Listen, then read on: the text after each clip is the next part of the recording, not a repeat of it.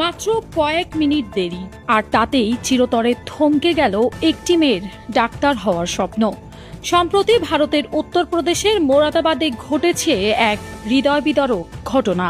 Video ফুটেজে দেখা যায় মোরাদাবাদের একটি নিট পরীক্ষা কেন্দ্রে মাত্র কয়েক মিনিট দেরিতে আসায় এক শিক্ষার্থীকে কেন্দ্রের ভেতরে ঢুকতে দিচ্ছে না সেখানে দায়িত্বরত নারী কর্মকর্তা।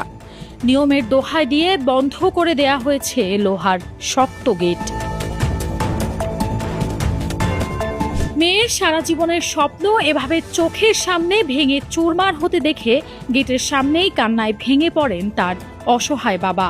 তার সেই বুক ফাটা আর্তনাদ দেখে স্তম্ভিত সেখানে উপস্থিত সাধারণ মানুষ।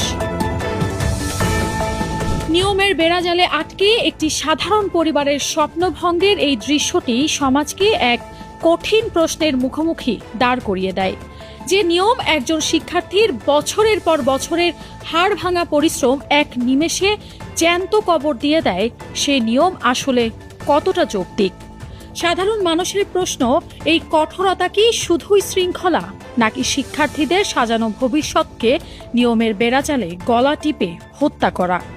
এ বিষয়ে আপনার কি মতামত কমেন্টে জানান। Nafisa Tasnim Ridhika, news trail.